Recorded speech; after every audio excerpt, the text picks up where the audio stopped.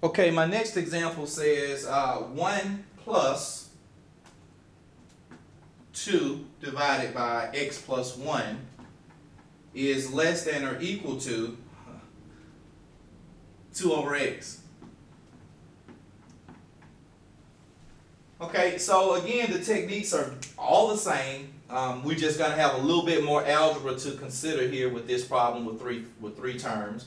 So only thing that we want to do is bring a positive 2 divided by x to the left, and let's change everything to fractions. We're going to change 1 to 1 over 1. So this is 1 over 1 plus 2 over x plus 1 minus 2 over x is less than or equal to 0. And as we have stated in previous problems, the best way for us with these type of examples, we'll get to more difficult examples later. The best way of finding the least common multiple for distinct factors would be simply to multiply them.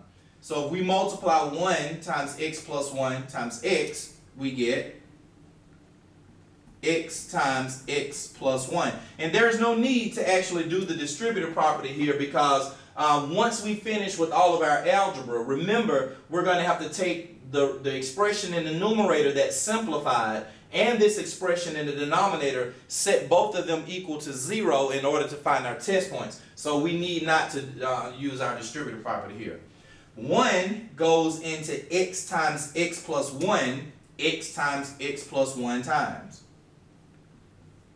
And x times x plus 1 times 1 is x times x plus 1. Bring over my plus sign.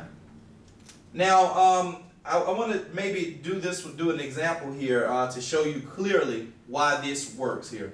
When we say x goes into x times x plus 1, what we're technically saying here is we're saying that, okay, so x plus 1, and I hope that I'm not messing you up with writing like this.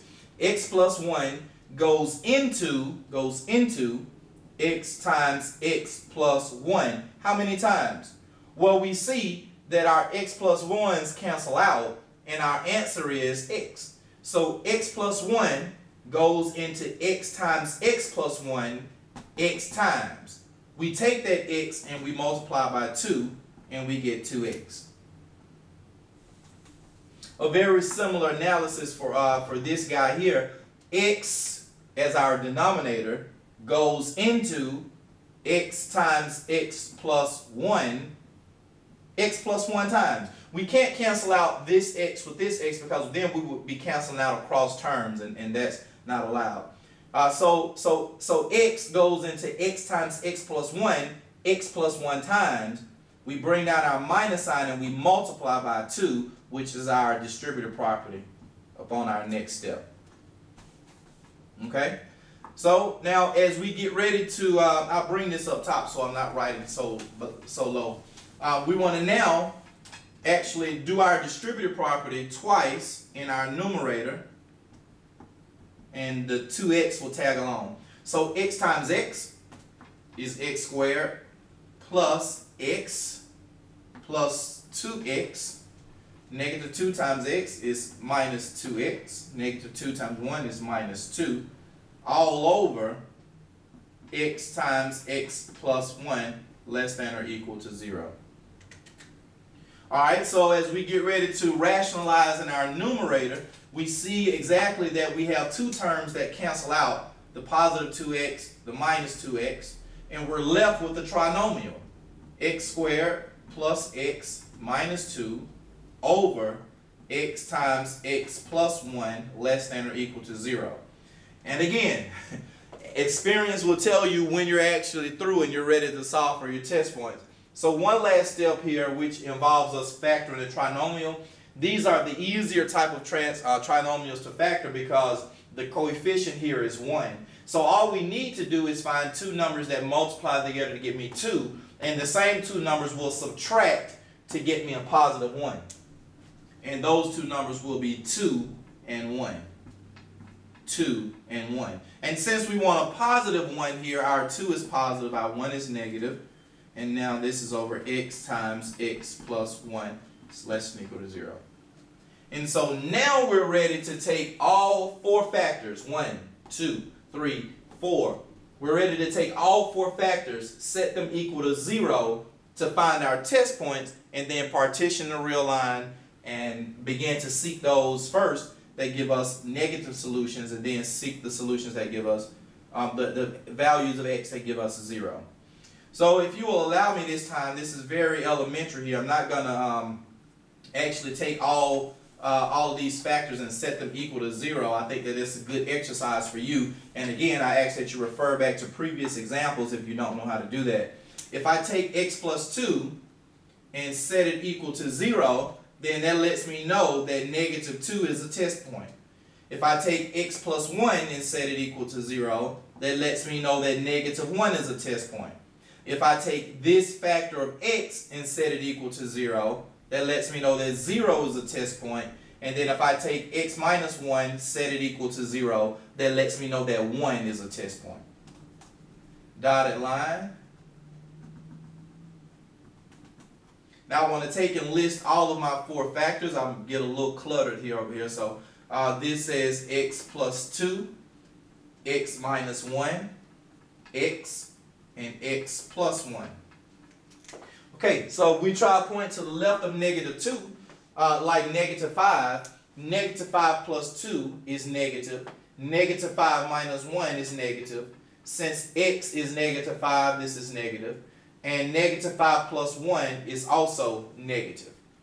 If I try a point in between negative 2 and 1, like negative 1 and 1/2, negative 1 and 1/2 is actually smaller than 2. So yeah, the signs are different. Negative 1 and 1/2 plus 2, the signs are different, so we should subtract and keep the sign of the bigger number. So since 2 is bigger, I know that my answer is going to come out to be positive. Negative 1 and 1/2 minus 1, signs are the same, so we basically add and keep that sign. My answer will be negative. X is negative. Now here, negative 1 and 1/2.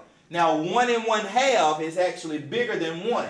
So negative 1 and 1/2 plus 1, the signs being different, means that we should subtract and keep the sign of the biggest number. So since 1 and 1/2 is bigger than 1, my answer will come out to be negative.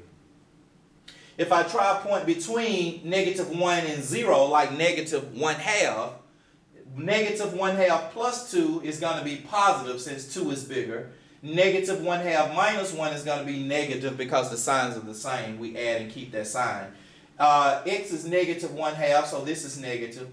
And now negative 1/2 plus 1 is positive since 1 is actually bigger than 1/2. We subtract, keep the sign of the biggest number.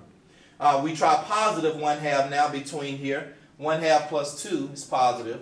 1/2 minus 1 is negative since 1 is bigger. 1/2 is positive. And 1/2 plus 1 is positive. Give me a point to the right of 1, like 5. 5 plus 2, positive. 5 minus 1, positive. 5 is positive, and 5 plus 1 is positive.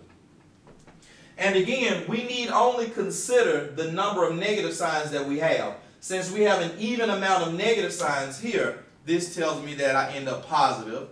This tells me that I end up negative, positive, negative, and positive. And again, I ask that you refer to an earlier example if you don't understand how did we just obtain the positive and negative. So since our problem actually wanted those solutions that are actually less than or equal to 0, we only want to consider the less than portion first. And I'm sorry I erased the problem. But all of those solutions that will produce negative solutions are found where we have a negative sign. So that looks like we're between negative 2 and negative 1, 0 and 1. So let's get ready to put these on the number line. So we've got negative 2, negative 1, we've got 0, and we've got 1. Right now, since we're only considering those solutions that give us negative solutions, all of our circles are open. Okay, so this would mean that we only shade in between negative 2 and negative 1, 0, and actually 1. And I want to take a minute actually and put the problem back up here of the factors that we got here. If I remember correctly, and I apologize for my unprofessionalism here, these two factors were in the numerator and these two factors here were in the denominator. So the reason why I'm considering that is we wanted to find solutions that are less than or equal to 0. So we don't want to consider those factors in the denominator, only those numbers in the numerator, again because it's a fraction. Only fractions that give us 0 in the numerator gives us a 0 answer. So we see clearly that when x is -2 or when x is 1, those will give us an actual answer of 0. So I only close in my circle here at those 2 points. -1 and 0 remains open.